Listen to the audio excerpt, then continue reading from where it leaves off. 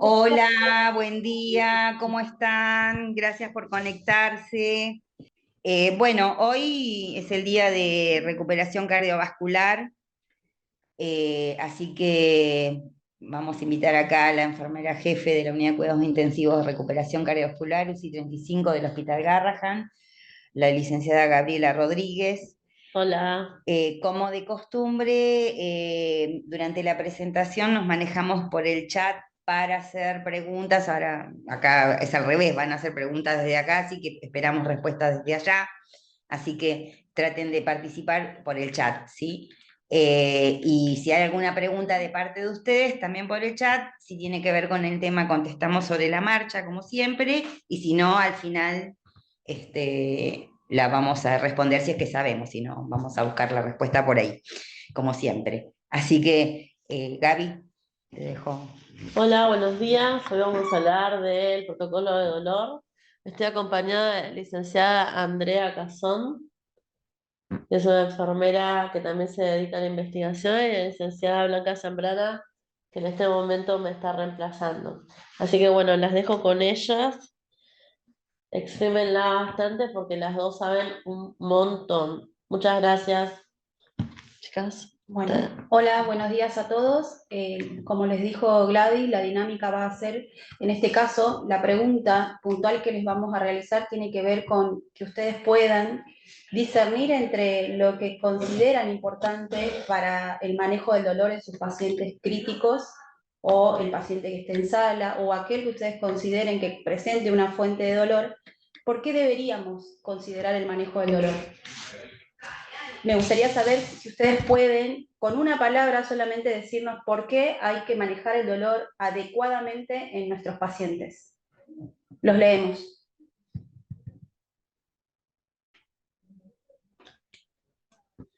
¿Se entendió la consigna? Tienen solamente que pensar una palabra por la que ustedes consideran importante el manejo del dolor en los pacientes internados. Dale, ¿qué? Shock. A ver, te digo, shock, para proteger el neurodesarrollo, bienestar o buena salud, evitar el shock, confort. Te voy diciendo todas las palabras que van mandando, ¿eh? Sí. Muy bien, vamos muy bien. Sí, porque tarda un poquito el cuidado humanizado. Excelente.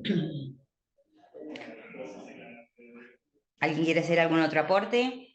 Si no, continuamos. Están muy bien los conceptos con los que fueron describiéndolo, pero dentro de todo estas menciones que ustedes hacen, las vamos a describir en tres partes.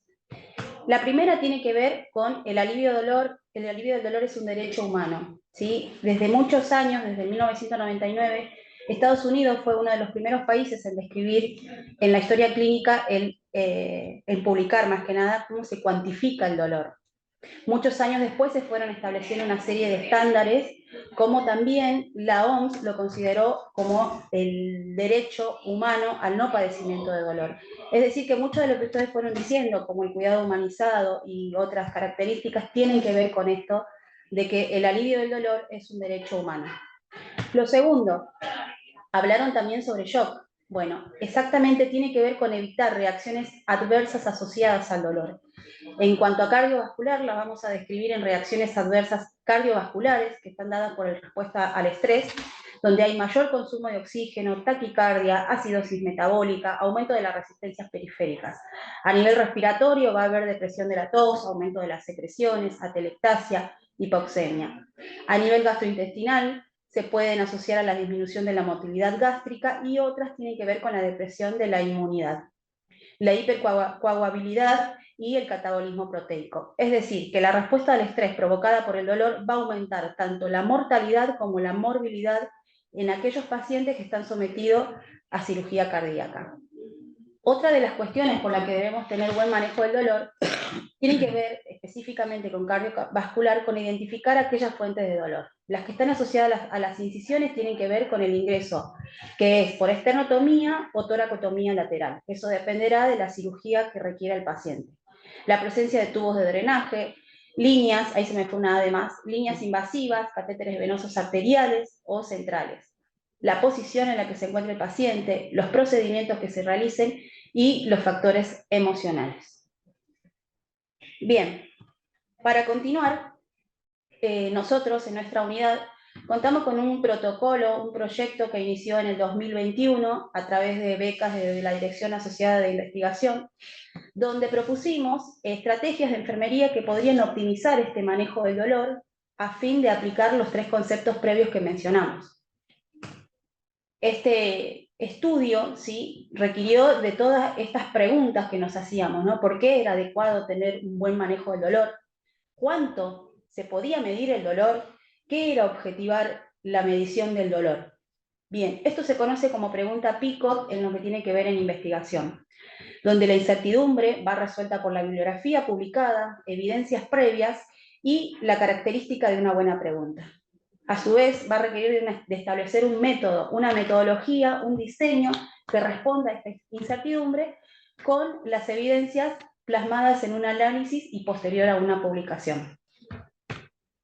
En el caso de esta pregunta PICO, que hace referencia a que tiene que ser una preocupación general, que era la nuestra, cómo manejar el dolor en nuestros pacientes posquirúrgicos, y luego de esta búsqueda exhaustiva de bibliografía publicada en diferentes lugares, como les pueden mencionar acá, PubMed, Epistemónicos, Liliax, esto nos permitió elaborar esta PICOT, que es la respuesta a la pregunta que nos hicimos. ¿Hay estrategias determinadas para poder manejar el dolor? ¿En quiénes? La P es el paciente pediátrico. La I es la intervención. Nosotros queremos aplicar un protocolo que nos permita manejar el dolor en nuestros pacientes. La comparación es contra los cuidados habituales. ¿Cuáles eran nuestros cuidados previos a la implementación de un protocolo? El outcome, que es la O que está en inglés, o resultado, tiene que ver con que si fue efectiva esa implementación y el tiempo va a estar dado por la duración del estudio. En este caso fue de 1 año, desde el 2021 al 2022. Una buena pregunta de elaboración tiene que ser factible, factible, interesante, novedosa, ética y relevante. Es así como surge este protocolo denominado Estrategias de Enfermería para optimizar el manejo de la analgosedación en pacientes pediátricos. Esta idea surge desde enfermería, ¿sí? Se requiere de un equipo, se requiere de trabajo en equipo, donde van a ver que están varias personas mencionadas, porque fueron 3 servicios y somos todos enfermeros los que pudimos trabajar y poder lograr implementar el manejo de escalas. Sabemos que nosotros, para enfermería es álgido, es importante poder conocer cómo tratar tanto el dolor como la sedación. La valoración, el nivel de sedación, ¿sí? Son todos estos unos desafíos que se nos presentan diariamente cuando tenemos que brindar atención a nuestros pacientes. Entonces, el objetivo central de este protocolo estuvo centrado en describir si la implementación de este programa fue efectivo o no en cuanto al uso de escalas de tanto de dolor como de sedación. Como les contaba, al principio dijimos que hicimos una buena pregunta, una pregunta adecuada, no una buena pregunta, y posteriormente requerimos una manera de aplicarlo, una metodología.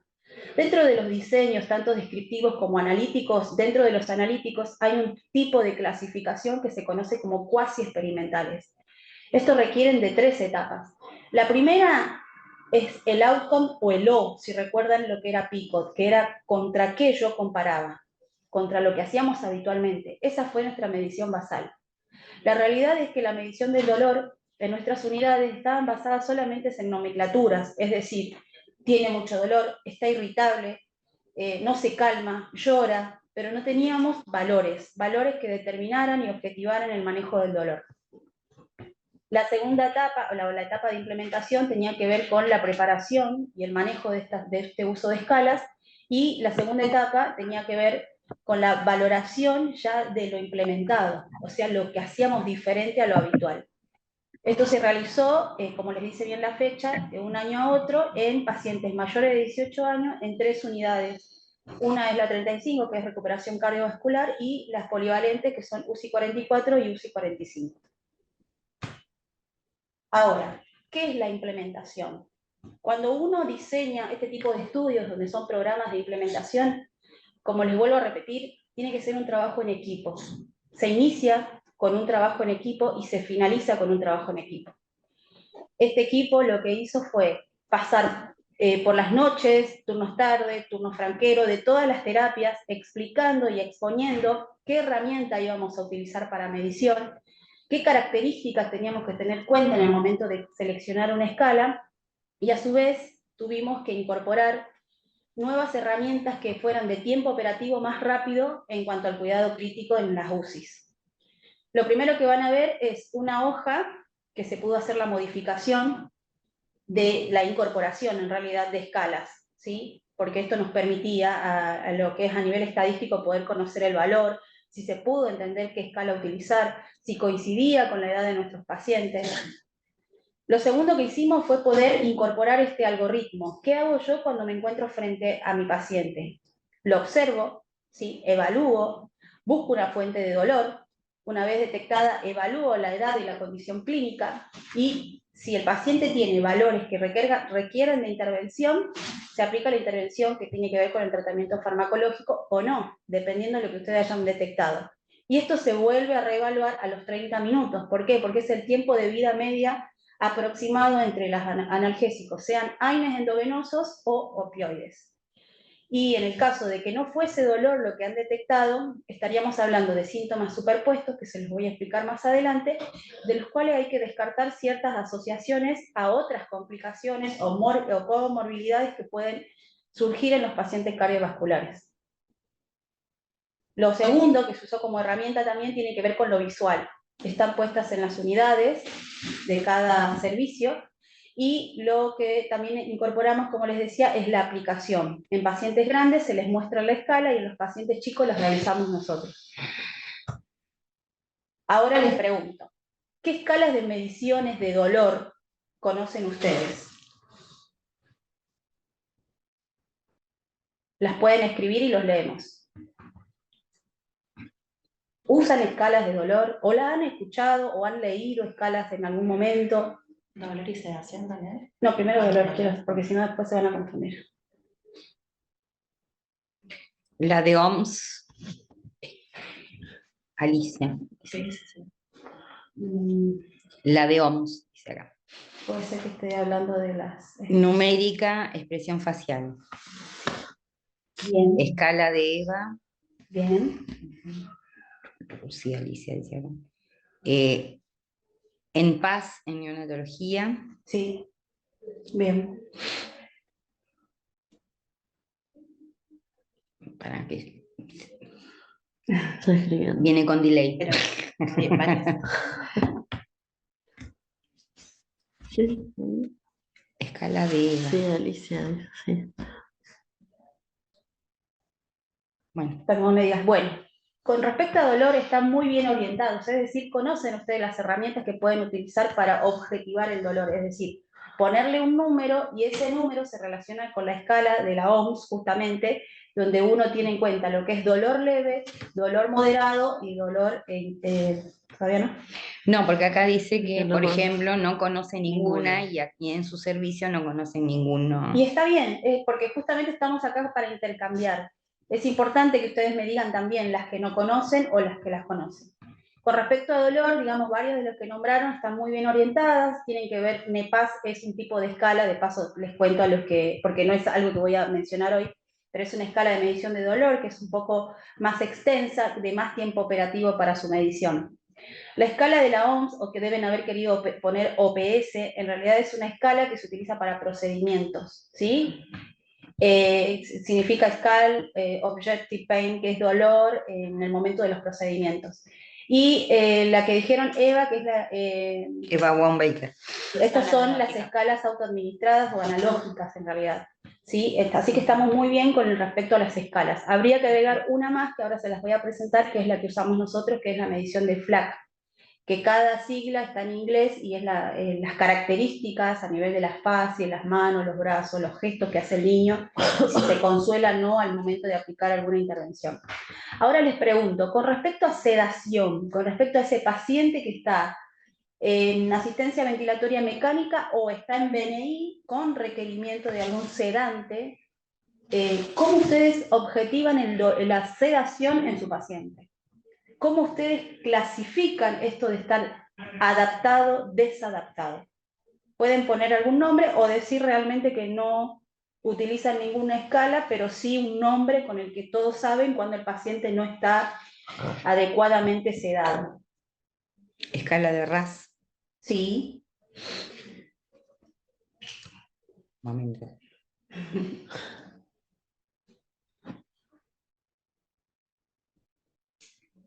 ¿Alguien más?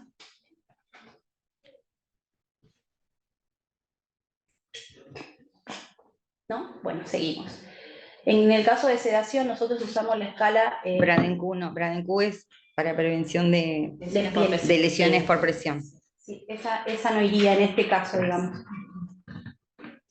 ¿Sí? Bueno, en cuanto a la escala de sedación, la voy a mencionar más adelante, pero es la escala que usamos nosotros, es la de SBS, que es esta escala que también es una sigla que está en inglés, que mide el estado de conciencia. Ahora les hago una pregunta.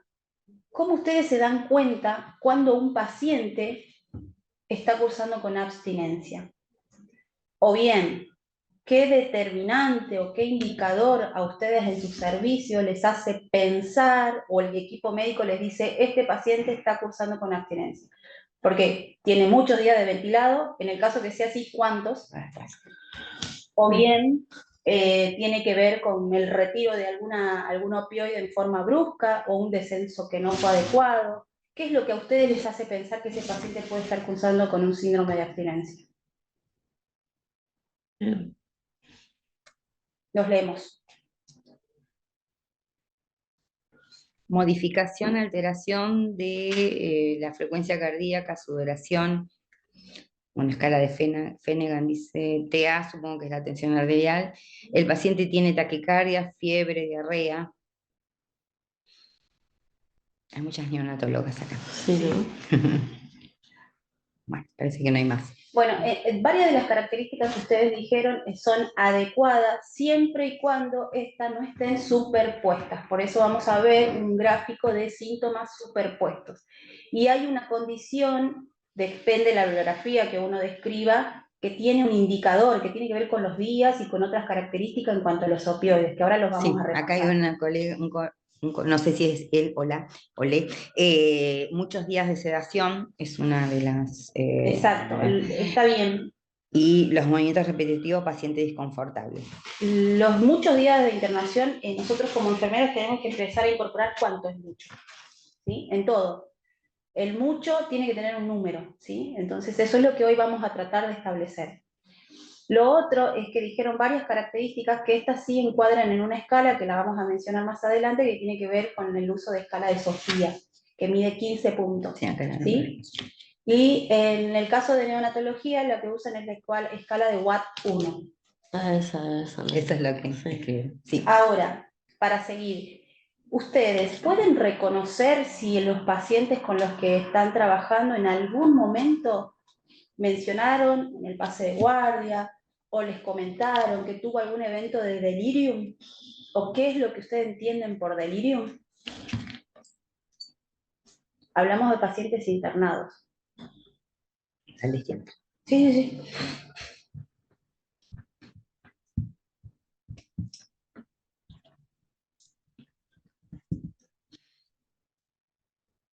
Parece que no. Bueno, es un tema bastante importante en nuestra unidad. Va en todos los pacientes internados. Ahora lo vamos a comentar entonces, así podemos seguir.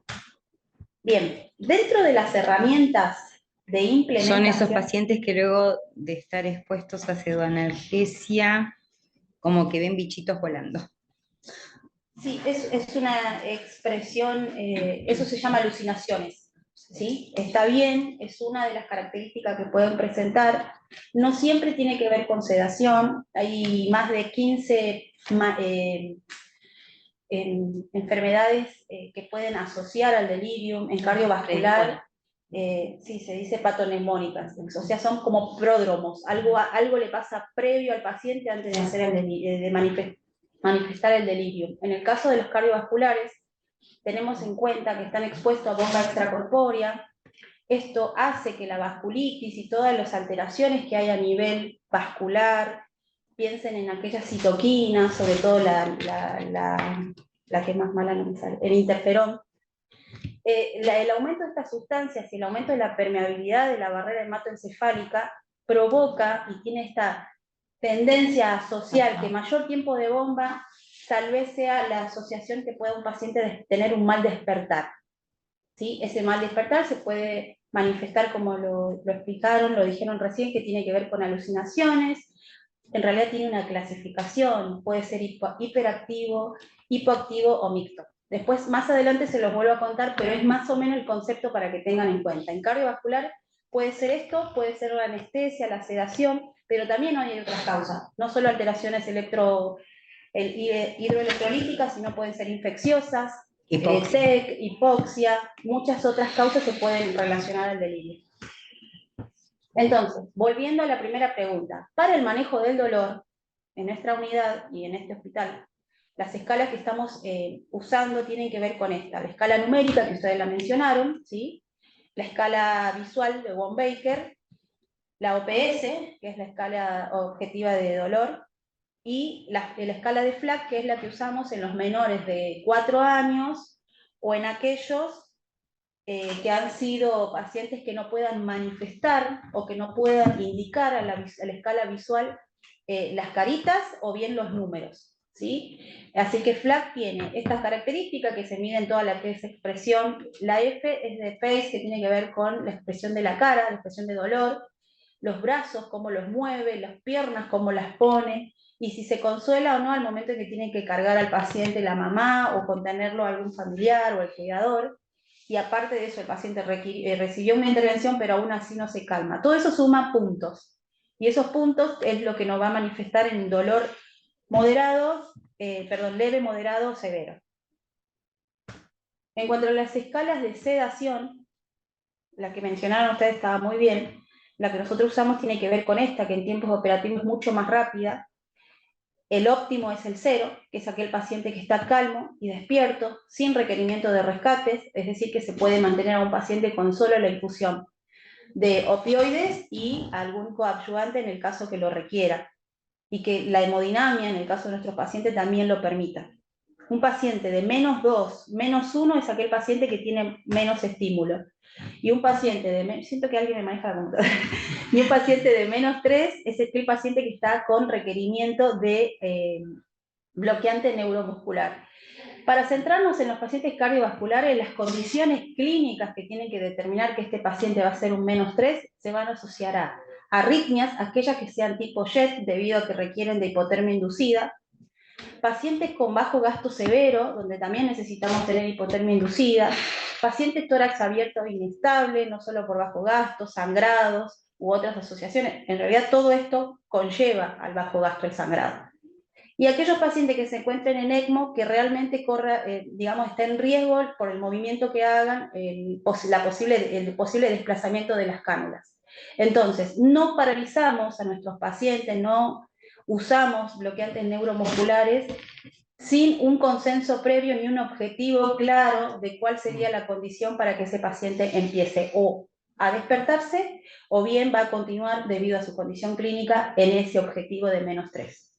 Aquel paciente que presenta un +1 o un +2 y requirió varios rescates, que también los tenemos que tener en cuenta, por eso la importancia de conocer la vida media, tanto del fentanilo como de los rescates de morfina o algún otro tipo de benzodiazepina, son los que van a determinar si este paciente requiere, depende del protocolo que maneje en cada unidad, rotar de fentanilo a morfina, va a depender del tiempo que lleva el paciente también de requerimientos de opioides, si hay que cambiar también los coadyuvantes, si el paciente está en Winnie, bueno, hay una serie de condiciones que se tienen que presentar para poder objetivar el winning o volver a adaptarlo al paciente y llevarlo al óptimo, que es 0. Eso en cuanto a sedación. En cuanto a abstinencia, la escala que usamos es SOFIA, como les decía, tiene, fíjense, 15 puntos. Muchos de los que ustedes mencionaron están acá, que tienen que ver con taquicardia, pero ¿qué taquicardia? ¿Cuándo taquicardia? ¿Qué condiciones tiene ese paciente que tiene taquicardia? ¿Qué es lo que hay que descartar? Es aquí donde uno tiene que tener en cuenta, ustedes bien lo dijeron, días, pero días de cuánto, ¿de cuántos días hablamos? La bibliografía describe que entre 6, 7, no hay nada establecido que sí, porque tiene 5 días va a ser abstinencia, no lo sabemos, también va a depender de su condición hepática, piensen también que esto se metaboliza a nivel hepático, a nivel renal, entonces si la condición clínica está óptima, el destete no debería ser tan difícil decirlo para el paciente. Entonces, las condiciones para poder pensar que el paciente está en un episodio de abstinencia tiene que ver con los días, más de una semana de ventilado, difícil manejo durante los 7 días, extubación que fracasa y vuelve a ingresar, los rescates, recibió varios rescates, estuvo con más tiempo de benzodiazepinas, porque la abstinencia no es solamente opioides, también están descritas en últimos artículos a benzodiazepinas e incluso a los alfa receptores que son como el Precedex o la clonidina, que estas si bien todavía las evidencias no son altas, son entre 3 y 4 días. Con supresiones muy bruscas pueden generar abstinencia. Entonces, en el primer punto, taquicardia, yo tengo que descartar que la taquicardia, primero, si es un paciente cardiovascular, no esté asociada al ritmo, pero por alguna comorbilidad extra por su corrección quirúrgica, por ejemplo, una CID, si cumplió los 7 días. Si tiene 3 días postquirúrgico y está taquicárdico, no voy a pensar en abstinencia. ¿Sí? ¿Se entiende? Taquipnea. Tengo que pensar si el paciente tiene algún diagnóstico de parálisis diafragmática, paresia a cuerdas vocales, atelectasia.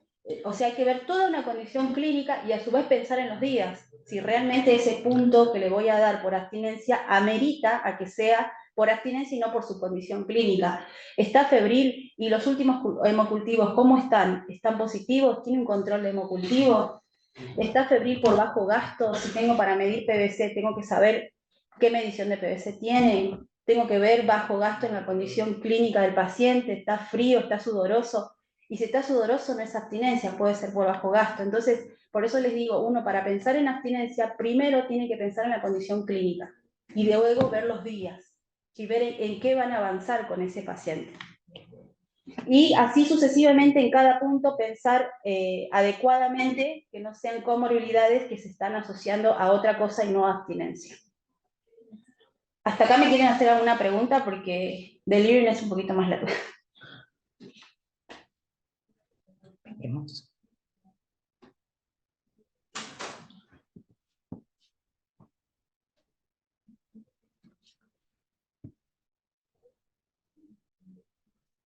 ¿No? ¿Seguimos? Bueno, y la otra escala, que es la CAPD, la deben haber escuchado o leído en alguna bibliografía, es una escala de Cornell, que uno si la busca es de adulto, en realidad de demencia senil, medición de escalas de demencia senil, pero esta está adaptada a pediatría. Y tiene dos adaptaciones. Las preguntas cambian de acuerdo a la edad del paciente. La primera que van a ver acá está muy relacionada, si alguien ya ha usado escala de Rasch, bueno, está muy relacionada con esa escala, ¿sí? Se le van a hacer 5 preguntas al cuidador o al paciente, dependiendo de la edad, y se van a ir sumando, ¿sí? Fíjense que es inversa, digamos. Las 4 primeras va decreciendo de mayor a menor y las últimas van de menor a mayor. Cuando todo este puntaje te da más de 9 y a su vez el paciente está hipoactivo, que es aquel paciente que uno dice es re bueno, se deja pinchar, por ejemplo, bueno, no es re bueno y se deja pinchar, evidentemente le está pasando algo. Eso puede ser un tipo de delirium hipoactivo. Vuelvo a pensar en lo mismo, si es cardiovascular, tiempo de bomba, si hubo alguna situación que nos haga pensar de que ese paciente está mucho más con depresión neurológica, ¿sí? Entonces en ese caso usamos esta escala y más lo que nos dice el cuidador. Y si fuese lo contrario, que es un paciente que nos dice no lo podemos contener, no sé, hay que dejarlo atado, la mamá no lo contiene, hay que empezar desde la base. Primero es importante saber, y hay condiciones que están como mucho más presentes ahora, por ejemplo, que tiene que ver con el TGA, ¿no? ¿Estoy diciéndolo bien? TGD, perdón, el TGD tiene que ver con el TGD y bueno, tenemos que saber si este paciente está con algún tratamiento de medicación y lo tiene que volver a retomar, o bien si hay algún tipo de terapéutica que haga que este paciente pueda estar más calmado, por eso tenemos que trabajar mucho con la familia, comunicarnos con los padres y saber qué condiciones neurológicas tiene previa este paciente, antes de pensar que es sedación, ¿sí? Y en base a esto, más la escala, lo primero que nos pasa con los pediátricos es que no miran a sus padres. aquel chico hiperactivo, uno le pregunta a la mamá, ¿te mira los ojos? Y la madre te va a decir, no, no me mira, o no me reconoce, o ve un caballito caminando por acá. Entonces esas cosas uno le tiene que prestar atención. Tal vez no sepan usar las escalas de primera, pero sí son un nexo de información para que el médico pueda tomar medidas tempranas, en este caso, ¿sí? Y la segunda escala tiene que ver con las mismas preguntas, pero las realizamos al cuidador porque esta va desde recién nacido a 2 años, ¿sí?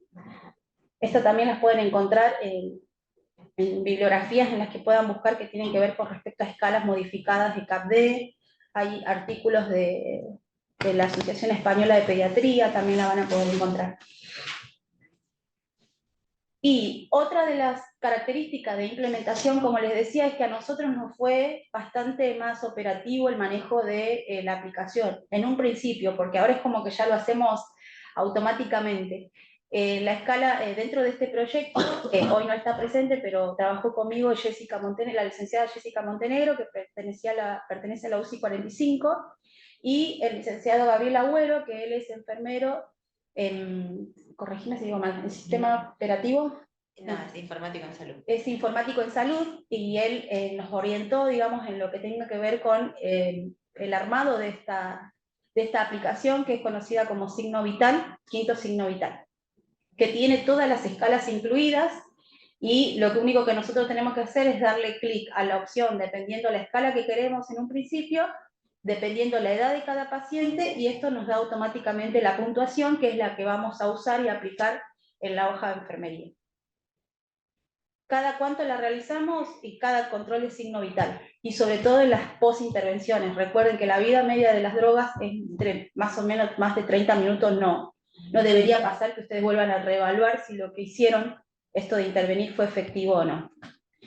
Y bueno, este es un resumen de por qué debemos nosotros aprender a detectar clínicamente qué es lo que le pasa a nuestro paciente. La superposición de síntomas pueden ser muy parecidos. Fíjense que lo que es dolor se puede parecer mucho al síndrome de abstinencia cuando hacen muecas, y que cuando están taquicárdicos puede ser dolor, puede ser delirium, puede ser efectos de la sedación e incluso se asocian a la abstinencia. Es decir, que ustedes si clínicamente pueden saber que intervinieron para el dolor, tienen una fuente de dolor, saben que abstinencia no es por la cantidad de días, que es lo que hablábamos, cuántos días tiene, delirium y tiene algún componente neurológico, no sería por ahí donde me tendría que orientar, pero sí lo veo al paciente que está como que no tolera el tubo, entonces podría pensar en sedación. Parece un poco complejo mirarlo de este lado, pero es simplemente observar al paciente. El paciente nos dice todo. Si nosotros lo observamos y podemos tomar las herramientas adecuadas, no es complicado, digamos, poder intervenir oportunamente, es decir, rápido para resolver esa situación. Bueno, ahora voy a parar de hablar yo y ustedes me van a contar. Si conocen, ¿qué conocimientos tienen acerca de los niveles de sedación? O si escucharon alguna vez esa palabra, ¿qué es nivel de sedación? Y en el caso que la hayan escuchado, ¿qué estrategias farmacológicas aplican o analgésicas? ¿Qué es lo que hacen con el nivel de sedación?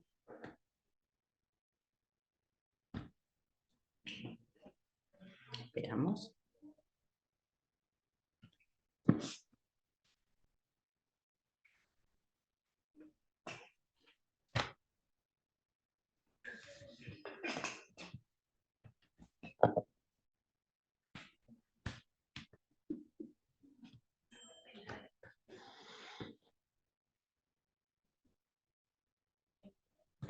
Quiere ir el PowerPoint.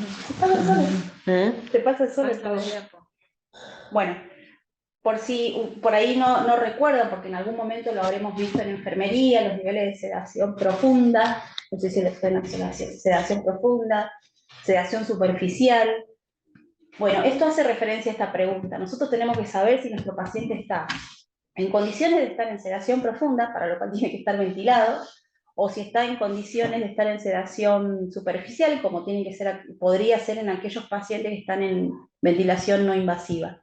La sedación profunda no es para todos los pacientes. Y en cardiovascular, vuelvo a repetirle lo mismo, no todos los pacientes requieren paralizantes neuromusculares y sedación profunda. Es puntualmente para que ustedes tengan en cuenta estas características y pensar cuándo les corresponde a ese paciente estar en sedación profunda. Y si esa sedación profunda es más beneficiosa o no, dependiendo de la condición clínica que tengan. Y esa estrategia farmacológica, si ustedes pueden detectar el nivel de sedación, es la que van a aplicar. ¿Requiere más rescate o requiere un paciente que entre en WIDI? Entonces todo esto hay que empezar a razonarlo, digamos, y tomar esas estrategias para lo cual ustedes tienen que poder objetivar, y para objetivar hay que darle un número. Es así como debería ser el manejo del dolor y de la sedación. Hay varios artículos, hay trabajos, digamos, que hablan de intervenciones efectivos. Uno de estos los deben haber escuchado, si bien están para los pacientes adultos, que es el paquete ABCDF en el tratamiento del delirium, y aquellas, digamos, terapéuticas que uno puede aplicar. Si bien ustedes fíjense que yo nunca mencioné el tratamiento no farmacológico, es porque es la primera medida que hay que aplicar, tanto el tratamiento no farmacológico como el paquete ABCDF, porque uno tiene que aplicar, medidas preventivas. Y la primera medida preventiva es el buen manejo del dolor. La segunda medida preventiva es evitar que el paciente pase por situaciones de abstinencia. Esto va a depender del buen manejo de la analgosedación. Un paciente que está con una sedación óptima es aquel paciente que va a tener un weaning más confortable, ¿sí?, y una recuperación mucho más rápida de la ventilación y de la sedación. Entonces, el paquete ABCDF lo que hace es describir estas intervenciones y ver que sean efectivas para tratar el delirio. Estas tienen que ver con la valoración y la prevención del tratamiento del dolor, que es lo que hablábamos recién, el despertar y las respiraciones espontáneas, tienen que ver con un SBS de 0, la selección de la analgesia y la sedación, el monitoreo y el manejo del delirium, la movilidad y el ejercicio temprano. En nuestros pacientes tenemos también un protocolo de retiro de drenaje precoz que se da en aquellos pacientes que tienen menor riesgo quirúrgico, es decir, estos pacientes tendrían, si su condición clínica los permite, a las 48 horas estar extubados y deambulando y alimentándose. Y la participación y el empoderamiento de la familia es lo primero y es principal desde el día que ingresan a la terapia. Es importante que la familia sepa todo lo que le vamos a realizar a su hijo y a su vez poder colaborar para poder entender de qué es lo mejor si lo tenemos que contener, explicarle por qué lo tenemos que contener y cuánto puede llegar a durar esta contención si el paciente está cursando delirio, porque los eventos de delirio a los papás los asustan mucho. Es más, los angustia un montón porque los niños no reconocen a sus padres. E incluso ellos se sienten culpables. Muchas veces nos dicen por qué lo tuvieron que operar. O yo tengo un recuerdo de un paciente que se trasplantó que la mamá me dijo, le pusieron un corazón y ya no me reconoce. Entonces, fíjense las situaciones que ellos expresan por el desconocimiento. Entonces, la importancia que nosotros tengan en cuenta que eso es internación conjunta, pues somos el nexo de la información y de la buena información, no solo de la información. Y bueno, lo más divertido, que es lo que más me gusta a mí, una vez que finalizan un trabajo, un proyecto, una implementación, ahora hay que analizarlo. Todos los datos que pudimos recabar, tenemos en nuestro hospital una red que es conocida como Red CAP justamente, que es como una base de datos donde es una base de datos, que es donde nosotros volcamos la información y esta información la podemos exportar al software que le haga el análisis. En este caso se usó R para poder darle los diferentes valores de acuerdo a la población. Todo trabajo de investigación tiene una tabla 1, donde uno pone los comparativos de los valores que obtuvo en la preintervención y la postintervención. En este caso, para no aburrirlo, se lo leo rápido, no hubo mucha significancia clínica entre las poblaciones, eran similares en cuanto a la edad media, pero bueno, la heterogeneidad se da también porque eran diferentes UCI, no hablábamos de los mismos diagnósticos, a eso me refiero. Polivalente tenían otros diagnósticos, nosotros éramos puramente cardiovascular. El gráfico lo que les va a manifestar acá tiene que ver con que sí hubo diferencia en los registros. Fíjense que nosotros tenemos una preintervención con casi nada de registros de escalas y en la postintervención aumentamos a un 44%. Si bien no hubo una diferencia significativa en la característica de los pacientes internados en el pre y post, que es lo que le explicaba, los registros de los niveles de dolor y sedación mejoraron significativamente luego de la intervención.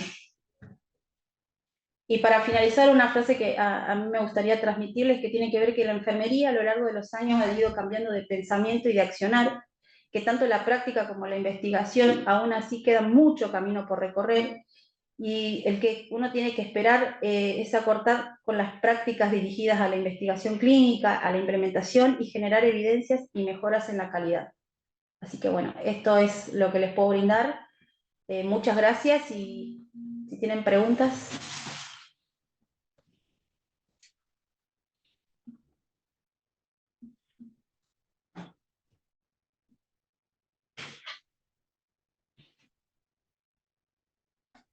¿Tienen alguna pregunta para hacer o algo para aportar de lo que hacen en sus servicios?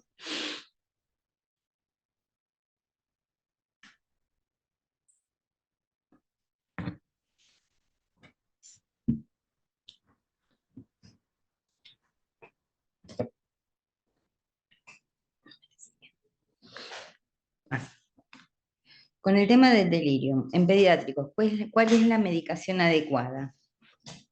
Realmente no hay nada descrito, ni la risperidona ni la levopromacina, como una alta evidencia, digamos, de tratamiento.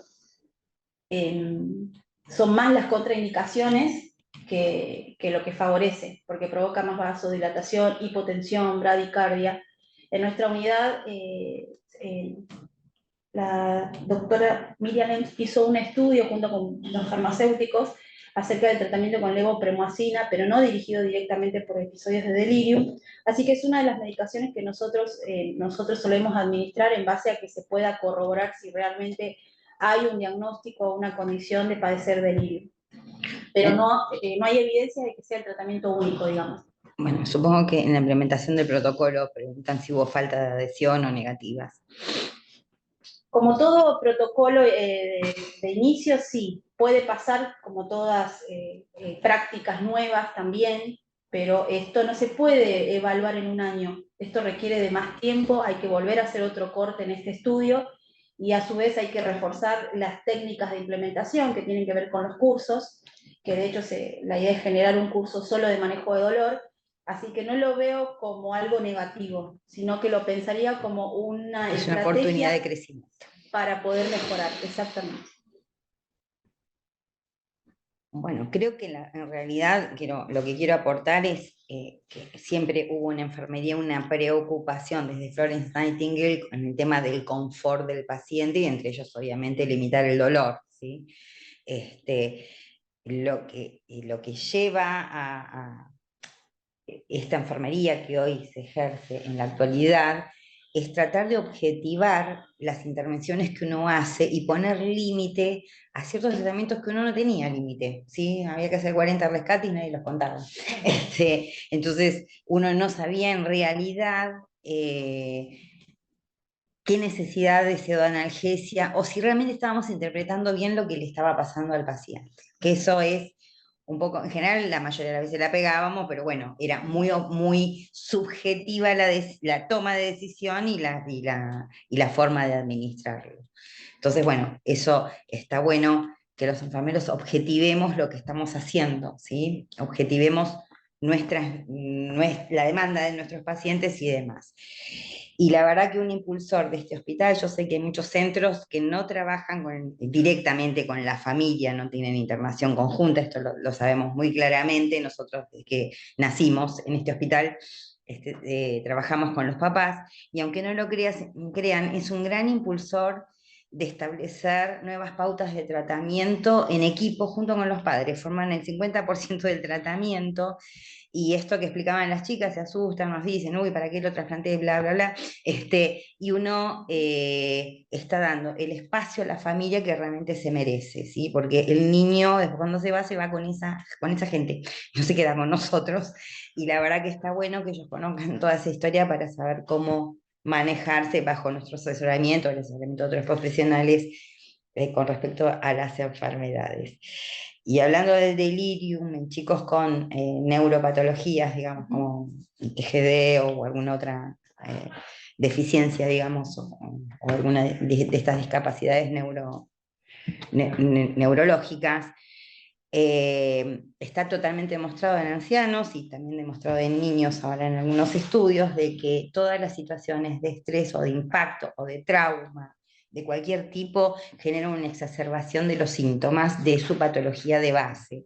Así que esto hay que tenerlo en cuenta, porque uno dice, ay, es inquieto, ay, es rebelde, ay, es caprichoso, ay, siempre uno califica y en realidad uno tiene que conocer los antecedentes. Es muy importante conocer los antecedentes de los pacientes, previo al tratamiento que se le está implementando y porque uno en función de eso también maneja la pseudoanalgesia. Si yo ya sé de antemano que es un chico que tiene de base cierta patología neurocognitiva, es muy probable que necesite otro tipo de tratamiento que un niño que por ahí no tiene nada de base. ¿Sí? Y la otra cosa que hay que tener en cuenta es la respuesta individual. Uno puede protocolizar un montón de cosas, ¿sí? Pero a un niño, qué sé yo, el ibuprofeno le es suficiente, ¿sí? Y porque tiene un nivel de alcance del dolor por ahí un poco más alto que otro niño, ¿sí? Y otro niño con la misma patología, la misma cirugía, la misma exposición, uno tiene que pensar en la morfina, por ejemplo. Entonces, eso es muy individual y el diagnóstico y el tratamiento se individualiza, siempre. Y además ver con qué recursos uno cuenta en cada institución. ¿Está bien? Porque a veces uno habla de muchas, de ciertas tecnologías, pero, pero también es cierto que uno tiene que centrarse en que uno está frente a un individuo con una historia distinta, no es lo mismo un neonato que renace con una cardiopatía y que no tiene una historia previa más que el embarazo, que un falot de 4 que va al jardín, que tiene una vida social, que tiene su cuento, sus pinturitas y demás. Las historias son totalmente distintas, por lo tanto las respuestas a los tratamientos son totalmente distintas, ¿sí? Y la forma de mostrarlo también. Entonces, bueno, eso está bueno que lo tengan en claro. Bueno, acá ya hay club de fans que las está agradeciendo.